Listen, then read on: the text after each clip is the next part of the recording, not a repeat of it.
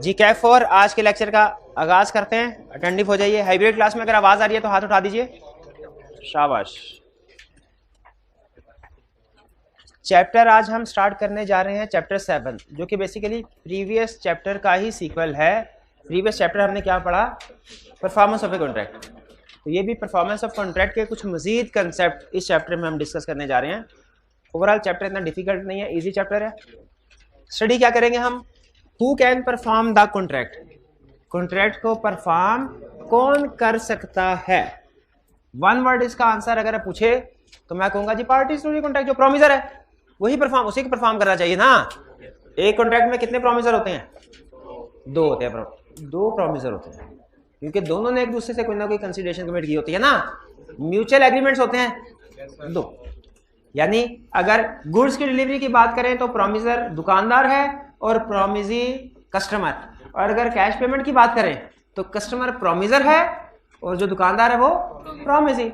एक एग्रीमेंट में दो प्रॉमिस होते हैं ना, दो प्रॉमिस होते हैं। एक पार्टी ए बी से करती है और एक बी ए से, तो इसका मतलब है प्रोमिसर भी दो होंगे। वो डिपेंड करता है आप किस एग्रीमेंट के पॉइंट ऑफ व्यू से एनालिसिस कर रहे हैं। Delivery of goods and services के पॉइंट ऑफ व्यू से प्रोमिसर हो रहा है, प्रोमिजी और कैश पेमेंट के पॉइंट ऑफ व्यू से प्रोमिसर कोई और है, प्रोमिजी कोई और। जहां तक अगर आप बात करें लेक्चर डिलीवर करने के, अगर मैं फर्ज कीजिए लेक्चर सही डिलीवर नहीं करता, आप कहेंगे सर आप प्रोमिसर थे लेक्चर डिलीवर करने के लिए, आपने अपना प्रॉमिस सही परफॉर्म नहीं किया। मैं भी प्रोमिसर हूं, लेकिन साथ ही साथ अगर लेक्चर डिलीवरी की बात करें मैं प्रोमिसर और आप प्रोमिजी, और अगर फीस पेमेंट की बात करें तो आप प्रोमिसर। ठीक है, तो बहरहाल पहला concept who can perform the contract. Contract कौन परफॉर्म कर सकता है, ये सीखेंगे आज के लेक्चर में।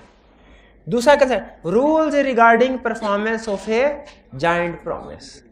ठीक है, जॉइंट प्रॉमिस क्या होता है ये स्टडी करेंगे, और इसके रूल्स क्या हैं ये स्टडी करेंगे। जॉइंट प्रॉमिस और इसके रूल्स। फिर time and place of performance, ये हमने पहले पढ़ा हुआ है लेकिन आज समझ लीजिए इसकी रिवीजन हो जाएगी इस कंसेप्ट की। तीन कंसेप्ट हमारे, who can perform the contract, rules regarding performance of joint promise. Start करें। पहला concept who can perform the contract. Contract को परफॉर्म कौन कर सकता है? ये डिपेंड करता है कि कॉन्ट्रैक्ट सिंगल प्रॉमिस है कि जॉइंट प्रॉमिस। कॉन्ट्रैक्ट की नेचर क्या है, कॉन्ट्रैक्ट में सिंगल प्रॉमिस है या कि जॉइंट प्रॉमिसेस हैं। ठीक है, वो भी हम बात करते हैं। पहले सिंपल के ज़हन में रखिए, कौन परफॉर्म कर सकता है कॉन्ट्रैक्ट को? प्रोमिसर खुद, जिसने एग्रीमेंट किया वो प्रोमिसर खुद परफॉर्म कर सकता है, या उसका एजेंट या लीगल रिप्रेजेंटेटिव। एजेंट क्या होता है? अगर किसी कोई पर्सन अपने बिहाफ पे किसी दूसरे पर्सन को अपॉइंट करता है कि मेरे बिहाफ पे आप ट्रांजैक्शंस करेंगे ये, ठीक है, शर्त यह है कि ऑथोराइज्ड पर्सन होना चाहिए, अपनी मर्जी से कोई एजेंट ना बन गया हो, बल्कि वो जो बंदा है, पर्सन है, प्रिंसिपल है, उसने खुद उसको अपॉइंट किया हो कि मेरे बिहाफ पे आप ट्रांजैक्शंस करें, तो इसे क्या कहते हैं हम? एजेंट। हमने अगर एग्रीमेंट किया कि फॉर एग्जांपल हमने दुकानदार है, हमने उसे कहा कि आपने हमें 50 टन राइस हमें डिलीवर करनी है। अब एग्रीमेंट किया दुकान के मालिक के साथ, अगर वो हमें डिलीवर कर दे, दुकान का मालिक प्रोमिसर खुद परफॉर्म कर रहा है, वो भी कर सकता है। वो मौजूद नहीं दुकान पे, उसने अपने किसी वर्कर से कहा कि सामान ग्राहक के घर भिजवा दो, एजेंट परफॉर्म कर। एम्प्लॉयज भी एजेंट होते हैं, अदर के एम्प्लॉयज भी एजेंट होते हैं। तो वो भी क्या ये अज्यूम किया जाएगा कि ये परफॉर्मेंस उस पर्सन की तरफ से हुई है, प्रोमिसर की तरफ से। एजेंट की परफॉर्मेंस भी प्रोमिसर की ही परफॉर्मेंस है। और अगर उस शॉपकीपर की डेथ हो जाए तो बताइए डेथ होने से क्या होता है? एग्रीमेंट, किसी पार्टी की डेथ हो जाए, एग्रीमेंट खत्म हो जाते हैं कि उनके rights and liabilities legal representative को ट्रांसफर होते हैं। फिर बताइए अगर किसी पार्टी की डेथ हो जाए तो कॉन्ट्रैक्ट खत्म हो जाते हैं कि rights and liabilities legal representative को ट्रांसफर होते हैं, लीगल रिप्रेजेंटेटिव को ट्रांसफर होते हैं, अगर वो पर्सनल नेचर का ना हो। इसीलिए लीगल रिप्रेजेंटेटिव भी कॉन्ट्रैक्ट को परफॉर्म कर सकते हैं। दुकानदार की डेथ हो गई, हमारा जो एग्रीमेंट था जिसमें उसने हमें राइस सप्लाई करने थे, बताइए वो क्या एग्रीमेंट खत्म हो गया? नहीं, कि वो ट्रांसफर हो गया, उसके लीगल रिप्रेजेंटेटिव बिल्कुल ट्रांसफर हो गया। अब लीगल रिप्रेजेंटेटिव ने वो कॉन्ट्रैक्ट पूरा करना है। ये बात समझ आई? तो प्रोमिसर भी कॉन्ट्रैक्ट को, प्रॉमिस को परफॉर्म कर सकता है, उसका एजेंट भी और उसके लीगल रिप्रेजेंटेटिव भी कर सकते हैं। लेकिन कुछ केसेस हैं जिनमें प्रोमिसर खुद ही कॉन्ट्रैक्ट परफॉर्म करेगा, उसका एजेंट या लीगल रिप्रेजेंटेटिव कॉन्ट्रैक्ट परफॉर्म नहीं कर सकते। वो कॉन्ट्रैक्ट कौन से हैं? वो पर्सनल नेचर के कॉन्ट्रैक्ट्स या ऐसे कॉन्ट्रैक्ट्स जिनमें खास तौर पे लिख दिया गया कि ये आप ही करेंगे। अगर कॉन्ट्रैक्ट पर्सनल नेचर का नहीं भी है लेकिन लिख दिया गया कि कॉन्ट्रैक्ट सिर्फ प्रोमिसर ही परफॉर्म करेगा, तो फिर प्रोमिसर ही परफॉर्म करेगा। अगर कॉन्ट्रैक्ट में कुछ नहीं लिखा हुआ तो प्रोमिसर भी परफॉर्म कर सकता है, एजेंट भी, लीगल रिप्रेजेंटेटिव भी। और अगर कॉन्ट्रैक्ट में कुछ नहीं लिखा हुआ लेकिन कॉन्ट्रैक्ट पर्सनल नेचर का है, पर्सनल नेचर समझते हैं ना, agreement to marry, art work का एग्रीमेंट, सिंगिंग, पेंटिंग वगैरह, पर्सनल नेचर का कॉन्ट्रैक्ट वो किसने परफॉर्म करना है? प्रोमिसर ने खुद। अगर प्रोमिसर की डेथ हो गई तो जो एजेंट या लीगल रिप्रेजेंटेटिव परफॉर्म नहीं करेंगे उस कॉन्ट्रैक्ट को खत्म समझा जाएगा, पर्सनल नेचर वाले को खत्म। लेकिन अगर कॉन्ट्रैक्ट पर्सनल नेचर वाला नहीं है, प्रोमिसर खुद भी परफॉर्म कर सकता है, एजेंट भी कर सकता है, लीगल रिप्रेजेंटेटिव भी कर सकता है। लेकिन दो केसेस में लीगल रिप्रेजेंटेटिव और एजेंट कॉन्ट्रैक्ट को परफॉर्म नहीं कर सकते। कब? पहला जब कॉन्ट्रैक्ट पर्सनल नेचर का हो, दूसरा जब एग्रीमेंट में क्लियरली तय पाया। क्या तय पाया एग्रीमेंट में? कि कॉन्ट्रैक्ट प्रॉमिसर ही परफॉर्म करेगा। ठीक है, जैसे मंगवा तो हम राइस रहे हैं, राइस वैसे तो खुद भी डिलीवर कर सकता है, उसका एम्प्लॉय भी डिलीवर कर देगा, प्रॉब्लम कोई नहीं है, लेकिन हमें उस बंदे पे ज्यादा एतबार है कि वो जो भी चीज हमें सप्लाई करेगा अच्छी तरह छानबीन करके सप्लाई करेगा। तो हमने इसीलिए कॉन्ट्रैक्ट में अगर चाहे पर्सनल नेचर का कॉन्ट्रैक्ट नहीं भी है, फिर भी अगर कॉन्ट्रैक्ट में चाहे तो ये टर्म ऐड कर सकते हैं कंडीशन। क्या? भाईजान हमें आप ही गुड सप्लाई करेंगे। क्लियर हुआ? Who can perform the contract? Who can perform the contract? Promisor. Promisor के अलावा कोई और कर सकता है? कौन? एजेंट या लीगल रिप्रेजेंटेटिव। लेकिन किन केसेस में एजेंट या legal representative contract personal nature का हो या कॉन्ट्रैक्ट में स्पेसिफिकली एग्रीड किया गया। मेरा तीसरा क्वेश्चन है आपसे, नेक्स्ट क्वेश्चन, क्या कोई थर्ड पार्टी कॉन्ट्रैक्ट को परफॉर्म कर सकती है? थर्ड पार्टी से क्या मुराद है? Stranger to the contract. असल में जो एजेंट या लीगल रिप्रेजेंटेटिव है, इन्हें थर्ड पार्टी ने, इन्हें मेन पार्टी ही की तरह समझा जाता है कि उसकी डेथ होगी तो ये आके, या उसने ऑथोराइज किया के, ठीक।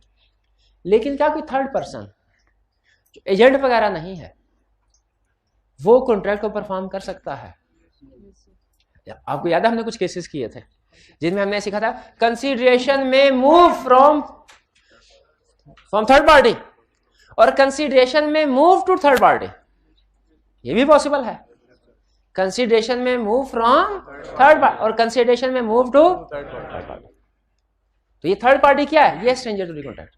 ये भी अगर कॉन्ट्रैक्ट परफॉर्म, अच्छा लेकिन ये अंडरस्टूड है कि कोई भी थर्ड पार्टी अल्लाह वास्ते आके प्रॉमिस को पूरा नहीं कर रही होगी।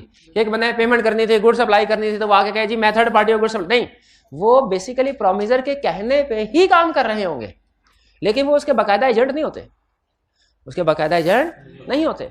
जैसे मैंने भाईजान से पैसे लेने हैं, ये मेरे एम्प्लॉय नहीं है, एजेंट तो नहीं है, लेकिन मैं अगर इनको कहूं मुझे पैसे देने के बजाय मैंने इनको पैसे देने हैं, डायरेक्ट उनको दे दें, और ये भाई डायरेक्ट उन पर्सन को पैसे दे पेमेंट कर देते हैं, तो ये थर्ड पार्टी ने पेमेंट कर दी, क्या ये मेरी लायबिलिटी को खत्म कर देगी जो मैंने इनको पैसे देने थे? ऐसा बिल्कुल, कंसेंट होगी तो ठीक है। अगर यानी कंसेंट का मतलब उन्होंने एक्सेप्ट कर लिया तो इसका मतलब है मेरी लायबिलिटी भी खत्म हो गई। कॉन्ट्रैक्ट को प्रॉमिसर खुद भी परफॉर्म कर सकता है, एजेंट या लीगल रिप्रेजेंटेटिव भी और थर्ड पार्टी भी। हाँ, अब मुझे ये बताइए, अगर मैंने इन भाईजान थर्ड पार्टी से कहा कि आपने मुझे पैसे देने हैं, ठीक है, पहले आप इतनी दूर से मेरे घर आएंगे, फिर मैं पैसे लेके दोबारा आपके घर के करीब ही जाऊंगा, क्यों? क्योंकि वहां पे वो बंदा रहता है जिसको मैंने पैसे देने हैं, तो आप ऐसा कीजिए मेरी बजाय उनको पेमेंट कर दें। इन्होंने पेमेंट कर दी, अगले दिन ये मेरे पास आ गए, मैंने कहा कैसे आना हुआ? उन्होंने कहा कैसे कैसे, पैसे लेने आया हूँ। क्या मैं इनको पैसे देने का पाबंद हूँ? ये एक्सेप्ट कर चुके हैं। एक दफा याद रखें, अगर थर्ड पार्टी से कोई परफॉर्मेंस एक्सेप्ट कर ली जाए तो फिर जो प्रॉमिसी है वो प्रॉमिसर से दोबारा परफॉर्मेंस क्लेम नहीं कर सकता।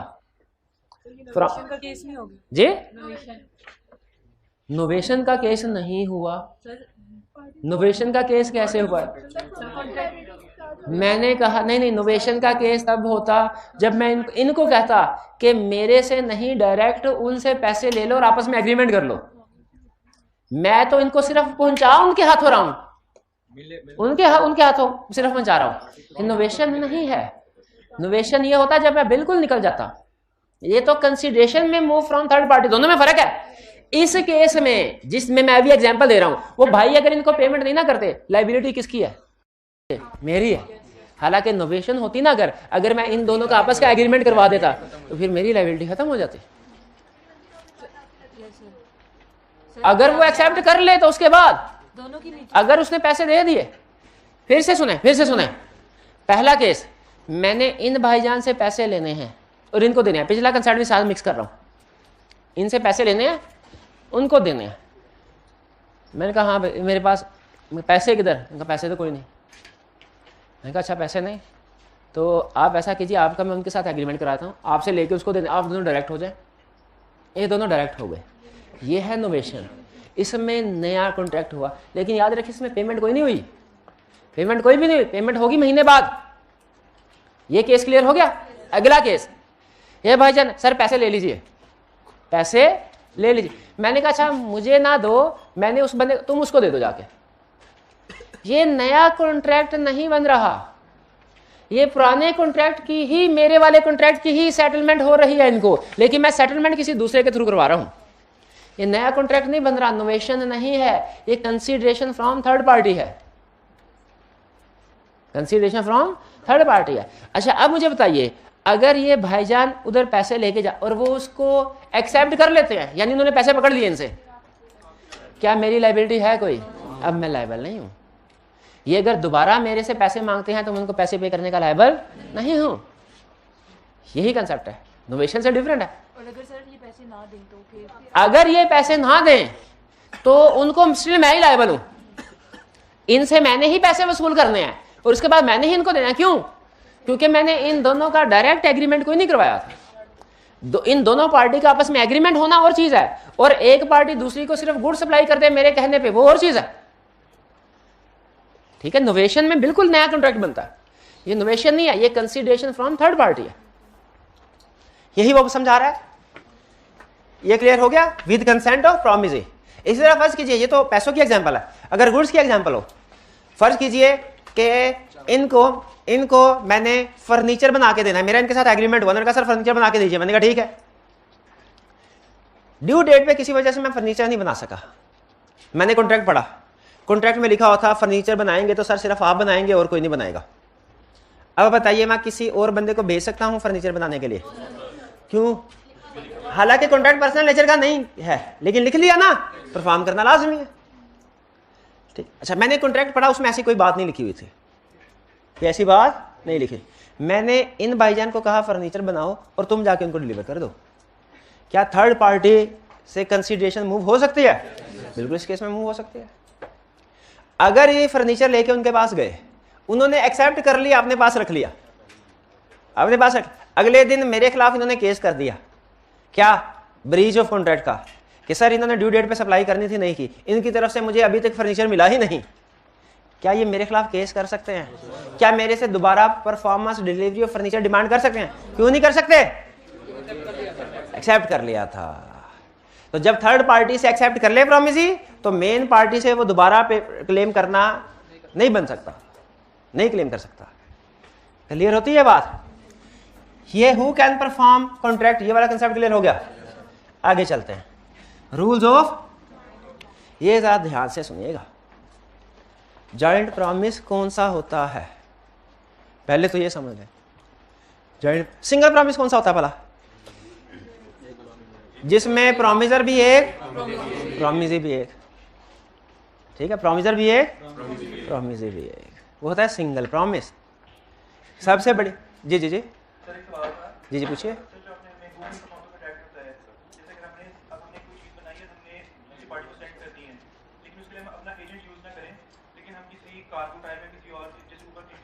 तो वो थर्ड पार्टी आएगी या फिर हमारा एजेंट आएगा? देखिए, अगर ट्रांसपोर्टेशन के लिए किसी को यूज करते हैं तो वो हमारा एजेंट ही होगा। उनका सर आपने ना खुद गए सामान डिलीवर करने के लिए और ना ही किसी एम्प्लॉय को भेजा, आपने पाकिस्तान रेलवे पे सामान लोड करवा दिया और उधर से फोन कर दिया उस बंदे को, भाई सामान उठा लेना। अब ये ट्रांसपोर्टर के जरिए से जो सामान भिजवाया, ये कौन सा क्या, ये ट्रांसपोर्टर एजेंट है एक तरह से, वो हमारे बिहाफ पे चीजें डिलीवर कर रहे हैं। ठीक है। अच्छा, हम थे जॉइंट प्रॉमिस में, जरा गौर से सुनिएगा। जॉइंट प्रॉमिस कौन, सिंगल प्रॉमिस क्या होता है, जिसमें एक प्रॉमिसर और एक प्रॉमिसी हो। सिंगल प्रॉमिस क्या है, एक प्रॉमिसर एक प्रॉमिसी। जॉइंट प्रॉमिस क्या है, जिसमें मल्टीपल प्रॉमिसर या मल्टीपल प्रॉमिसीज हो। या कहा है, एंड नहीं कहा। कभी मल्टीपल प्रॉमिसी होंगे, कभी मल्टीपल प्रॉमिसर्स होंगे, और कभी मल्टीपल प्रॉमिसर्स और मल्टीपल प्रॉमिसीज दोनों होंगे। वे कुछ समझ आए? सिंगल प्रॉमिस और जॉइंट प्रॉमिस में क्या फर्क है? सिंगल प्रॉमिस में एक प्रॉमिसर एक प्रॉमिसी, और जॉइंट प्रॉमिस में मल्टीपल प्रॉमिसर्स या मल्टीपल प्रॉमिसीज या दोनों होंगे। एग्रीमेंट टू मैरी हमेशा क्या होगा, सिंगल प्रॉमिस। और पार्टनर्स ने किसी बंदे से लोन लिया, पार्टनरशिप ने, ये जॉइंट, क्यों, पार्टनर्स एक से ज्यादा होते हैं, मतलब पार्टनरशिप का पता है ना कंसेप्ट, कभी पढ़ा हो शायद, पार्टनर एक से ज्यादा होते हैं, ये जॉइंट प्रॉमिस। तो सिंगल प्रॉमिस और जॉइंट प्रॉमिस में फर्क समझ आ गया? जॉइंट प्रॉमिस में मैं कभी टर्म यूज कर रहा हूँ जॉइंट प्रॉमिसर्स, इसका मतलब क्या है, प्रॉमिसर्स का मतलब जितने भी लोगों ने प्रॉमिस किया वो सारे, और कभी मैं कहूंगा जॉइंट प्रॉमिसेस, जितने लोगों से प्रॉमिस किया गया वो सारे। ठीक है। अगर फर्ज कीजिए कि 4 ABC ने मिलके XYZ को लोन दिया, ABC ने मिलके XYZ को लोन दिया, ये सिंगल प्रॉमिस है कि जॉइंट प्रॉमिस? बस एक ही दफा लोन दिया, बार बार नहीं दिया, एक ही दफा लोन दिया। सिंगल प्रॉमिस के जॉइंट प्रॉमिस। इसमें ABC कौन है? अच्छा, एक मिनट हारिए जरा। और XYZ ने वादा किया कि महीने के बाद लोन लौटा देंगे, XYZ ने वादा किया महीने के बाद लोन लौटा दे, वापस कर देंगे, और पैसे लेके निकल गए। अब बताइए इस केस में जॉइंट प्रॉमिसर्स कौन है? ना, दोनों ना, क्योंकि जो लोग प्रॉमिस पूरा कर चुके हैं वो अब प्रॉमिसर नहीं है, एक तरह से अपना पूरा कर दिया ना उन्होंने। अब तो प्रॉमिसर कौन है? अब किसने वादा पूरा करना है? वो भी प्रॉमिसर थे, लेकिन जब तक उन्होंने लोन दिया नहीं था, लोन दे दिया तो अब वापस ही की बारी आ गई ना, अब दूसरा फेज आ गया। अब बताइए XYZ ने लोन वापस करना है ABC को, जॉइंट प्रॉमिसर कौन है? और जॉइंट प्रॉमिसी कौन है? ABC, क्योंकि XYZ ने वादा किया ABC को। ये समझ आया? अब रूल बड़ा इंटरेस्टिंग है, बहुत कमाल के रूल्स, मजे के रूल है, तसल्ली से समझते जाए। Liability to perform joint promise को कौन परफॉर्म करेगा? XYZ सारे कौन है? प्रॉमिसर नहीं, जॉइंट प्रॉमिसर कहें, जॉइंट प्रॉमिसर।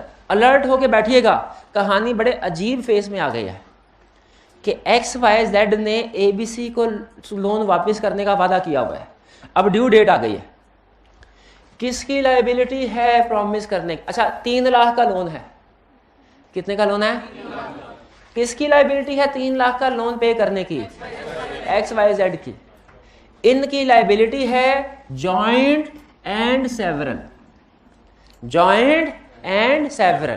जॉइंट का मतलब समझे, joint means everyone is liable. Joint के साथ लिख लें, एवरीवन इज लायबल।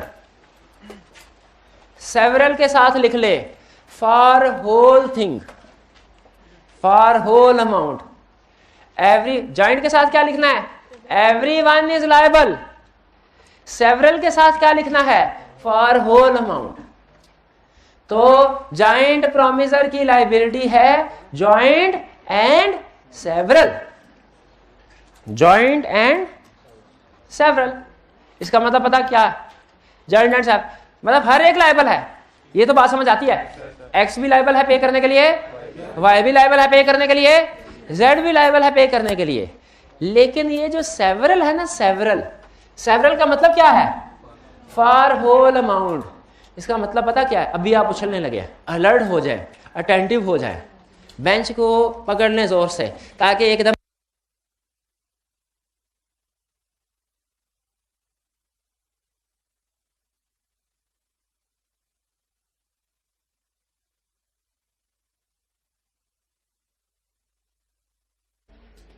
जी।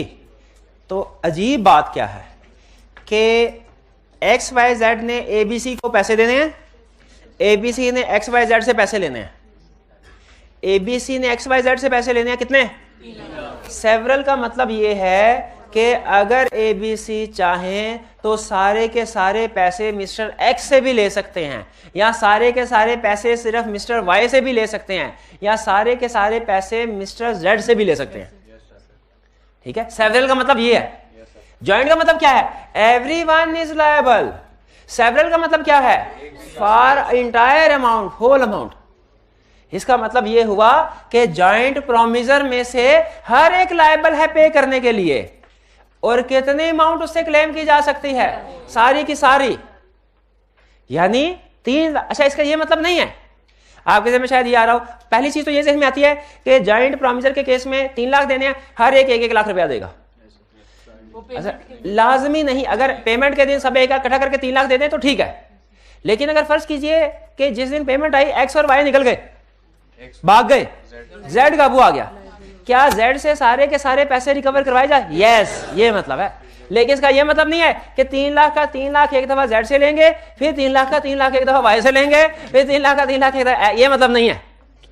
ये मतलब जॉइंट प्रोमिसी सारी की सारी can claim performance from any of the joint promisor, any of the joint. उनमें से कोई एक भी अगर इसके हाथ आ गया तो उससे सारे के सारे पैसे रिकवर करवा सकते हैं। ये है मतलब liability to perform joint promise का। ठीक है, जॉइंट प्रॉमिस के केस में लायबिलिटी क्या है? जो प्रॉमिसर्स हैं, जो जॉइंट प्रॉमिसर हैं एक्स वाई जेड, उनकी लायबिलिटी क्या है? Joint and several. जॉइंट का मतलब सारे लायबल है, सेवरल का मतलब फॉर होल अमाउंट। हाँ, अगर ऐसा हो कि एक पर्सन मिस्टर जेड जो है वो 3 लाख का 3 लाख उसने दे दिया, उसका अपना शेयर बनता था 1 लाख, उसने अपने शेयर से ज्यादा दे दिया, जॉइंट प्रोमिसर ने अपने शेयर से ज्यादा शेयर दे दिया जॉइंट प्रोमिसर को। क्यों भला? क्योंकि उसकी लायबिलिटी सेवरल थी। तो क्या उसका कोई राइट भी है? Yes right. क्या राइट है? कि वो जो उसने एक्स्ट्रा पेमेंट की है, एक्स्ट्रा शेयर अदा किया है, वो रिकवर करवा सकता है किससे? एक्स और वाई से, एक्स और वाई से। ये कंसेप्ट समझ आया? यानी लॉ ने, देखे लॉ से में क्या कहता है? लॉ पहले एक्सटर्नल पार्टीज को सिक्योर करता है और बाद में फिर इंटरनल पार्टी को भी सिक्योर करता है। लेकिन पहले किसको सिक्योर कर रहा है? पहले उसने जॉइंट प्रोमिसी को सिक्योर किया कि भाई 3 लोग है ना, तीनों में से कोई भी तुम्हारे हथे चढ़ जाए, उसके पास पैसे हो तो सारे ले सकते हो जितना तुम्हारा रिसीवेबल है। लेकिन फिर उसके बाद जिसने पैसे ज्यादा अदा कर दिए, जॉइंट अगर प्रोमिसर में से किसी ने ज्यादा पैसे अदा कर दिए तो लॉ फिर उसको भी सिक्योर कर रहा है। कैसे? कह रहा है तुम दूसरे जॉइंट प्रोमिसर से पैसे रिकवर करवा सकते हो। ये अहम कंसेप्ट है। ये कुछ समझ आया आपको? चलिए, हाँ माइनर हो तो वो रूल लगेगा उधर, ठीक है। माइनर में तो पड़ा माइनर और अडल्ट का, तो उसमें माइनर लायबल नहीं। Liability in case of default, अगर एक्स वाई जेड में से कोई एक डिफॉल्ट कर जाए, कोई एक कहे मैं तो बैंकरप्ट हो गया, मेरे पास 1 रुपया भी नहीं है, एक्स ने कहा मेरे पास 1 रुपया भी नहीं है, अब क्या होगा? एक्स इंसॉल्वेंट हो गया। तो क्या मतलब? इसका मतलब क्या हुआ बताइए? ये नुकसान जॉइंट प्रोमिसी का हुआ कि जॉइंट प्रोमिसर का? जॉइंट प्रोमिसर का। जॉइंट प्रोमिसी को अभी भी 3 लाख मिलेगा, लेकिन एक्स तो कुछ नहीं दे रहा, तो पैसे कौन देगा? वाई और जेड। कितने पैसे देंगे? 1.5 लाख देंगे। लॉ ये कहता है कि जो डिफॉल्ट है वो remaining joint promisor equally bear करेंगे लॉस। रिमेनिंग अगर कोई डिफॉल्ट करता है, अगर कोई प्रॉमिसर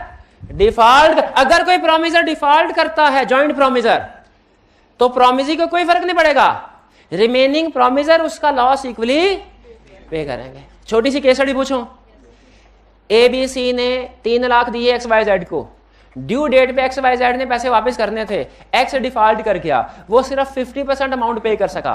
बताइए वाई ने कितने पैसे पे करने हैं?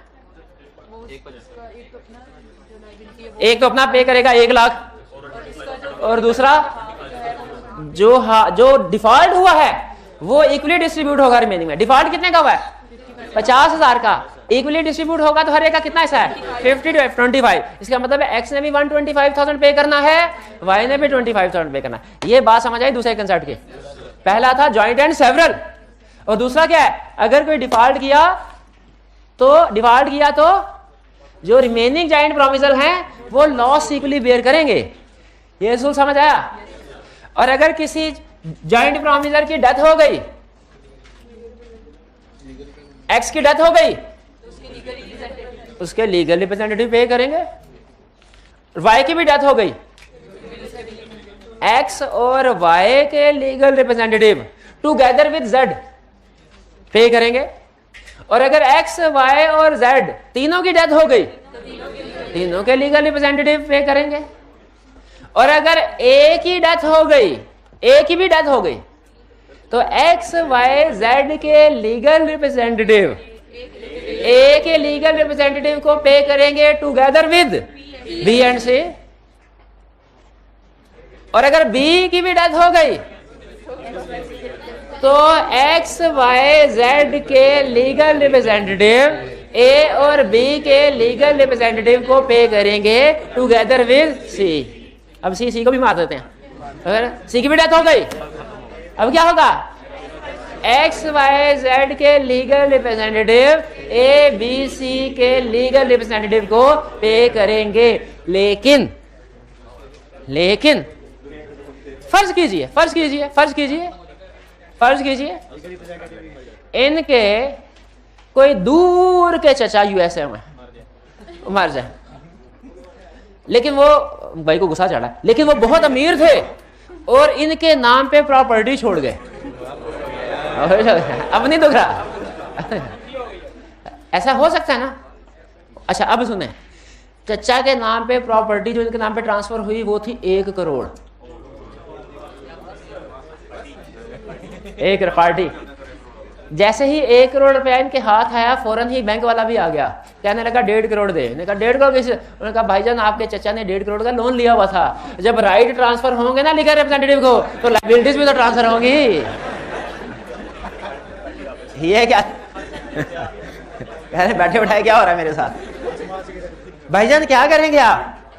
1 करोड़ रुपया मिला है लेकिन 1.5 करोड़ लायबिलिटी भी है। ये कहेंगे मेरा कोई चचा ही नहीं है, ले जाओ सारा कुछ। कोई हमारा खानदान में कभी 7 नस्लों में कोई ऐसे नहीं गया, कोई नहीं। इसीलिए लॉ ये कहता है जब किसी की डेथ होती है तो उस पार्टी के rights and liability legal representative को ट्रांसफर होते हैं। लेकिन जो लायबिलिटीज ट्रांसफर होंगी ना वो मैक्सिमम राइट की अमाउंट तक की होंगी, उससे ज्यादा नहीं। यानी अगर चचा ने 1.5 करोड़ देना भी था, इनके पास 1 करोड़ आया, ये किस अमाउंट तक लायबल है? सिर्फ 1 करोड़ के लिए, उससे ऊपर के लिए लायबल नहीं है। भाई क्लियर हुई है बात कि जॉइंट रिप्रेजेंटेटिव लीगल रिप्रेजेंटेटिव वाली लायबिलिटी पहले हमने स्टडी किया था। Liability to perform joint promise, liability to perform joint promise क्या लायबिलिटी है? जॉइंट एंड जॉइंट का मतलब ज्यादा सेवरल का समझ आ गया? फिर हमने पढ़ा डिफॉल्ट के केस में क्या होगा? अदर प्रॉमिसर में इक्वली लॉस डिस्ट्रीब्यूट होगा। डेथ के केस में क्या होगा? Legal representative. अगर किसी एक जॉइंट प्रॉमिसर को रिलीज कर दिया जाए, प्रॉमिसी ने क्या किया? एक्स जो था ए बी और सी के पास गया, जाते ही उनके पैरों में गिर गया, कहने लगा मेरे हालात बहुत खराब, खाने पीने को कुछ नहीं, बराए मेहरबानी आप मुझसे लोन ना लीजिए। ABC ने कहा भाई हम तो वेव नहीं करेंगे, हम तो 1-1 रुपया लेंगे, तो X ने कहा लेना। मैं ये थोड़ी कह रहा हूं आप पैसे ना लें, मैं सिर्फ ये कह रहा हूं मुझसे ना लें, समझे, मुझसे ना लें। तो ABC ने कहा तो फिर किससे लें? उन्होंने कहा B और जो Y और Z है उनकी लाइबिलिटी सेवरल है, भूल गए आप, मुझे रिलीज कर दे। वेव नहीं है ये, वेव वाला, वेव का वर्ड नहीं यूज कर रहा, कौन सा वर्ड यूज करूं? रिलीज। मुझे रिलीज कर दे और 3 लाख रुपया Y और Z से ले ले। A और B और C को तरस आ गया, उन्होंने कहा जाओ तुम्हें रिलीज किया। अगर किसी जॉइंट प्रॉमिसर को रिलीज कर दिया जाए तो बताइए क्या इसका ये मतलब है कि Y और Z भी रिलीज हो गए? Y और Z रिलीज नहीं हुए। Y और Z स्टिल लायबल है, स्टिल लायबल है। कितने अमाउंट के? कितने? For whole amount, for whole amount. अब जरा बताइए अगर Y और Z ने 1.5 लाख रुपया दे दिया तब Y और Z क्या करें? वो X से पैसे लेंगे। X कहेगा मुझे तो ABC ने रिलीज कर दिया, Y एक तरफ से लगाएगा, Z दूसरी तरफ से लगाएगा, कहेगा वो ABC ने रिलीज किया है, हमने थोड़े किया है। लॉ में लिखा हुआ है कि अब तुम हमें पैसे दोगे। तो याद रखें रिलीज ऑफ जॉइंट प्रॉमिसर का कंसेप्ट समझ आ गया? ये वेवर वाला कंसेप्ट नहीं है, ये रिलीज वाला कंसेप्ट। वेवर में तो फिर पैसे लेने नहीं ना होते, रिलीज है यानी पैसे लेने लेकिन इसे नहीं लेने। तो इसका मतलब क्या है कि जो दूसरे जॉइंट प्रॉमिसर है वो अपनी लायबिलिटी से डिस्चार्ज नहीं हुए, उनकी लायबिलिटी स्टिल सेवरल ही है, लेकिन हाँ अब वो अपने शेयर से ज्यादा पे करेंगे तो वो उस रिलीज प्रॉमिसर से सकते हैं। यानी जो रिलीज्ड प्रॉमिसर है वो स्टिल लायबल है किसको? Y और Z को। रूल समझ आए? है ना इंटरेस्टिंग रूल? घुमाया सर इन्होंने। सबसे पहला बताइए पहला रूल जॉइंट प्रॉमिस का क्या है? सेवरल। जॉइंटली का मतलब क्या है? जॉइंटली का मतलब है सारे लायबल हैं। सेवरली का मतलब क्या है? होल अमाउंट का मतलब क्या? केस स्टडी में क्या करेगा? एक बंदे से सारे पैसे निकलवा लेगा। तो फिर क्या होगा? जिस बंदे ने ज्यादा शेयर पे किया हुआ है वो दूसरे जॉइंट प्रॉमिसर से रिकवर करवाएगा। क्लियर होगी ये चीज? और डिफॉल्ट कर जाए अगर कोई जॉइंट प्रॉमिसर तो जो रिमेनिंग जॉइंट वो इक्वली लॉस बेयर करेंगे, यानी प्रॉमिसी सेफ है। अगर डेथ हो जाए किसी की पे करेंगे अलोंग विद सर्वाइविंग जो प्रॉमिस जॉइंट प्रॉमिसर होंगे। अगर उनकी भी डेथ हो जाए तो सारे लीगल रिप्रेजेंटेटिव मिलके पे करेंगे। अच्छा रिलीज ऑफ जॉइंट प्रॉमिसर का मतलब क्या? ये समझ आया कि प्रॉमिसी ने कहा हम आपसे पैसे नहीं लेंगे, तो किससे पैसे लेंगे? बाकी प्रॉमिसर से। और अगर बाकी प्रॉमिसर अपने शेयर से ज्यादा पे कर देते हैं यानी जॉइंट प्रॉमिसर एक प्रॉमिसर को रिलीज कर दिया जाए तो बाकी जॉइंट प्रॉमिसर रिलीज, और जिस प्रॉमिसर को रिलीज किया गया वो अब प्रॉमिसी को तो पेमेंट नहीं करेगा क्योंकि उन्होंने रिलीज कर, लेकिन वो बाकी जॉइंट प्रॉमिसर को लायबल है। कुछ आती है बात समझ में? अब एक और कंसेप्ट,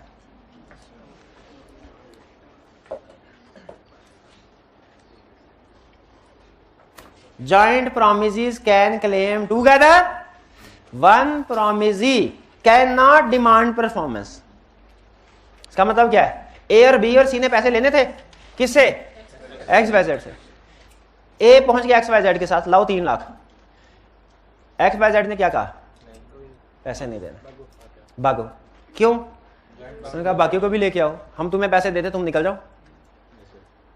बाकी तो यही कह रहा है अगर जॉइंट प्रॉमिसी है ना, सारे प्रॉमिसी मिलके परफॉर्मेंस डिमांड करेंगे, एक प्रॉमिसी चुपके से जाके नहीं कहेगा मुझे पेमेंट दे दो। एक प्रॉमिसी परफॉर्मेंस को डिमांड नहीं कर सकता, सारे प्रॉमिसी मिलके जाएंगे। अच्छा ये अजीब कंसेप्ट है। अजीब कैसे? कि प्रॉमिसी एक भी हो ना तो उससे पैसे निकलवाए जा सकते हैं, लेकिन प्रॉमिसर का इकट्ठे होना जरूरी है। Promise okay okay okay okay okay promiser reverse कर लेते हैं, reverse cut cut cut cut cut वापस आ जाए। इसका मतलब क्या हुआ कि अगर जॉइंट प्रॉमिसर हैं, जॉइंट प्रॉमिसर में से कोई एक भी मौजूद है उससे सारे का सारा लोन मांगा जा सकता है, लेकिन जॉइंट प्रॉमिसी है वो जब तक सारे इकट्ठे नहीं होंगे पेमेंट डिमांड नहीं कर सकते, परफॉर्मेंस डिमांड नहीं कर सकते। ठीक है? इसका मतलब है पेमेंट के लिए सारे प्रॉमिसर का होना जरूरी नहीं है, एक भी प्रॉमिसर होगा पेमेंट ली जा सकती है। लेकिन सारे प्रॉमिजी का होना जरूरी है। ठीक है, पेमेंट पे करने के लिए प्रॉमिजर का सारे इकट्ठा होना जरूरी, एक प्रॉमिजर से भी पैसे लिए जा सकते क्योंकि लायबिलिटी सेवरल है लेकिन राइट सेवरल नहीं है। का मतलब क्या है कि अगर प्रॉमिजी ने पैसे लेने हैं तो सारे इकट्ठे होके आएंगे तो उनको पैसे मिलेंगे। Single promisee can not demand performance. हाँ, अगर ऑथोराइज कर दिया जाए एक को, बाकी ऑथोराइज कर दे तो फिर ठीक है, फिर ठीक है। जैसे पार्टनरशिप में बात ऐसे होता है, ऑथोराइज कर दिया जाता है एक पार्टनर को कि भाई सारे पार्टनर इकट्ठे होकर थोड़ी पैसे लेने जाएंगे, एक वो ले लिया, वो ठीक है। लेकिन in the absence of authorisation rule क्या है कि सिंगल प्रॉमिजी से सिंगल प्रॉमिजी है। अगर जॉइंट प्रॉमिस का केस है, सिंगल प्रॉमिजर से पैसे ले सकते हैं सारे, सिंगल प्रॉमिजर से पैसे ले सकते हैं, यस, लेकिन सिंगल प्रॉमिजी पैसे ले सकता है, नो। फिर बताइए, जॉइंट प्रॉमिस के केस में सिंगल प्रॉमिजर से पैसे ले सकते हैं, यस, लेकिन सिंगल प्रॉमिजी पैसे ले सकता है, नो। प्रॉमिजी का इकट्ठे होना जरूरी है, जॉइंट प्रॉमिजर का इकट्ठे होना जरूरी नहीं है। समझ आई बात? ठीक है। अच्छा, मुझे यह बताइए कि अगर 4 लोग बैंक से लोन लेके आ गए, जॉइंट प्रॉमिस है कि सिंगल? जॉइंट। उन्होंने कहा हम 6 महीने बाद पे कर देंगे, इसमें जॉइंट प्रॉमिसर कौन है? जॉइंट प्रॉमिसर कौन है? वो 4 लोग, और प्रॉमिसी कौन है? बैंक। ठीक है, बैंक किसी एक बंदे से पेमेंट निकलवा सकता है, बिल्कुल एक बंदे से भी निकलवा सकता है। लेकिन अगर 2 बैंक हैं, उन दोनों बैंकों ने मिलकर 4 लोगों को लोन दिया है, जॉइंट प्रॉमिस है, दोनों बैंक मिलके किसी एक प्रॉमिसर से सारे पैसे निकलवा सकते हैं, यस। और अगर कोई एक बैंक आके उनके कहे, वो नहीं निकलवा सकता, वो नहीं निकलवा सकता। आई कि आपने एक केस स्टडी में क्वेश्चन पूछा, ठीक है, उसने कहा ए और बी ने सी और डी को लोन दिया, ए और बी ने सी और डी को लोन दिया। ए ने ड्यू डेट पे जाके सी से कहा लोन वापस करो, सी ने इनकार कर दिया। बताइए, क्या सी के खिलाफ केस फाइल किया जा सकता है? नहीं। क्यों नहीं किया जा सकता? क्योंकि जॉइंट ने, ए अकेला नहीं कर सकता। ए और बी दोनों मिलके पैसे मांगते और वो ना देता ना, फिर उनके खिलाफ केस फाइल किया जा सकता था। ये कंसेप्ट समझ आ गया जॉइंट प्रॉमिस? ठीक है, ये इसमें यही समझाने की कोशिश कर रहा है। Joint promisees can claim together, one promisee can not claim performance. इसको पढ़ के देखे, समझ आई है? One promisee can not demand performance. Clear? चलिए, अब ऐसा करते हैं, मेरा हाल है यहाँ पे रोक देते हैं। ठीक है, इतना का बाकी छोटा सा कंसेप्ट है, पढ़ाने को पढ़ाया भी जा सकता है, लेकिन कोई इतनी, हाँ जी, कल कर लेंगे। एग्जाम टिप ये किस प्रीवियस चैप्टर की पेंडिंग है? चलिए, कल के लेक्चर के स्टार्ट में याद करवाइएगा एग्जाम टिप, मैं आपको एक्सप्लेन करूँगा। आज का लेक्चर यहाँ खत्म करते हैं, अल्लाह हाफिज। अच्छा।